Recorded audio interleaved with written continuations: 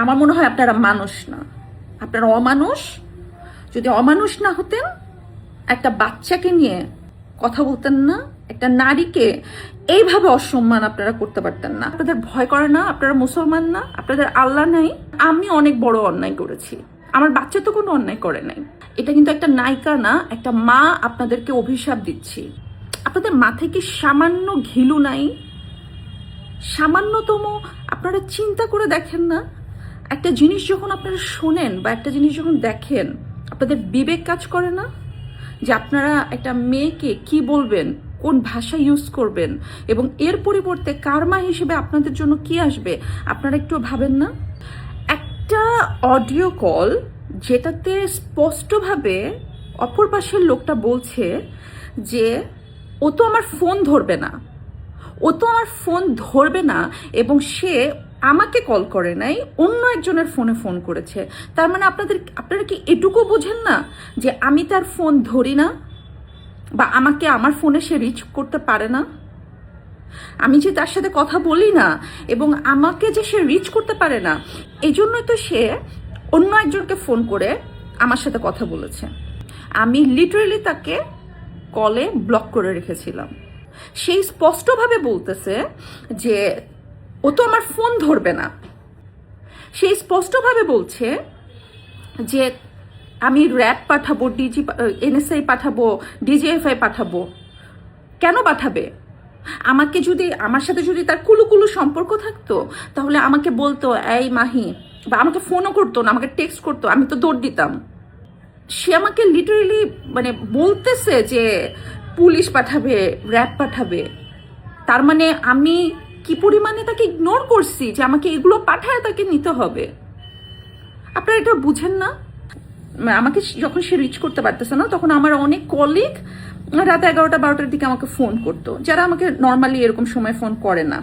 তো তারা যখন আমাকে ফোন করতো, দেখতাম উনি কথা বলছে। তখন আমি রাগ করতাম যে কেন ফোন ধরে দিলাম। ওখান থেকে বের হয়ে ওরা আমাকে বলতো যে শোনো, রাত 11টার পরে ফোন দিলে তুমি ধরবা না আমাদের ফোন, তুমি বুঝবা যে উনি আমাদের সামনে আছেন। তো আমি এমন কারো কাছে নাই, আমি যাই নাই, আমি সাহায্য চাই নাই। আমি বলেছি যে উনি আমাকে ডিস্টার্ব করতেছেন, উনি আমাকে ডিস্টার্ব করতেছেন, উনি আমাকে থ্রেট দিচ্ছেন।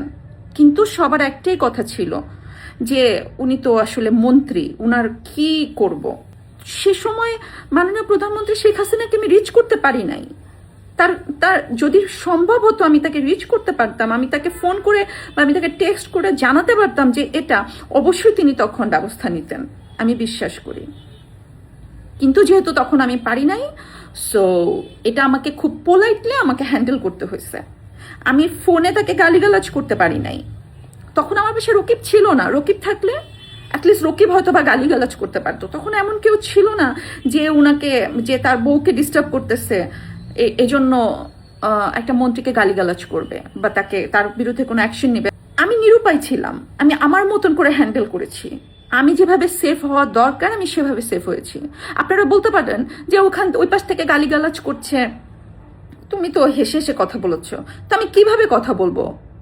আমি কি উনাকে গালিগালাজ করব, পরে আমার কোনো ক্ষতি হয়ে গেলে তখন আপনি মানে দায়িত্ব নিতেন না?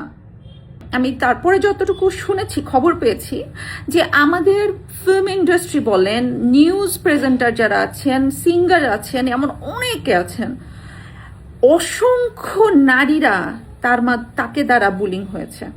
সো এটা আপনারা বুঝবেন না। আমার মনে হয় আপনারা মানুষ না, আপনারা অমানুষ। যদি অমানুষ না হতেন একটা বাচ্চাকে নিয়ে কথা বলতেন না, একটা নারীকে এইভাবে অসম্মান আপনারা করতে পারতেন না। রাজনীতি এটা ডিফারেন্ট বিষয়, রাজনৈতিক বিষয়ে কথা বলাটা এটা কিন্তু পুরাটাই ডিফারেন্ট বিষয়। আপনি একটা মেয়ের চরিত্র নিয়ে কথা বলতেছেন যেটা আপনি জানেন না। আপনারা যে একটা ছোট বাচ্চা, একটা মাসুম বাচ্চা, একটা ফেরেশতাকে নিয়ে ট্রল করতেছেন, আমাকে বুলিং করতেছেন, আপনাদের মনে হয় না? আপনাদের ভয় করে না? আপনারা মুসলমান না? আপনাদের আল্লাহ নাই? আপনাদের ভবিষ্যতে বাচ্চা কাচ্চা হবে না? অথবা আপনার বোনের বাচ্চা কাচ্চা হবে না? আপনার ভাইয়ের বাচ্চা কাচ্চা হবে না? আপনার নিজের বাচ্চা কাচ্চা হবে না? আপনার মনে হয় না যে আপনার এই কথাটাতে আল্লাহ অসন্তুষ্ট হয়ে আপনার বাচ্চাকে অটিস্টিক বানাইতে পারে, অথবা আপনাদেরকে কোনোদিন বাচ্চা নাও দিতে পারে, অথবা আপনার বাচ্চাকে অসুস্থ বানাতে পারে? এটা কিন্তু প্রকৃতি কিন্তু শাস্তি দেয়। ধরেন আমি অনেক বড় অন্যায় করেছি, আমার বাচ্চা তো কোনো অন্যায় করে নাই। আমার বাচ্চা অন্যায় করেছে? আমার বাচ্চা দেখতে যেমন হোক, আমার বাচ্চা আমার কাছে রাজপুত্র। আমার বাচ্চাকে আপনারা যেভাবে বুলিং করতেছেন, আমার বাচ্চাকে নিয়ে কথা বলতেছেন, আল্লাহ সইবে না। এটা কিন্তু একটা নায়িকা না, একটা মা আপনাদেরকে অভিশাপ দিচ্ছি। অভিশাপ দিতে হয় না, কিন্তু অভিশাপ না মন থেকে চলে আসে। যে সমস্ত মানুষ আপনারা আমার বাচ্চাকে নিয়ে কথা বলছেন, তাদের সবার বাচ্চাদেরকে আল্লাহ যাতে সুস্থ হিসেবে দুনিয়াতে পাঠায়। তা নাহলে আপনাদের যে মানসিকতা,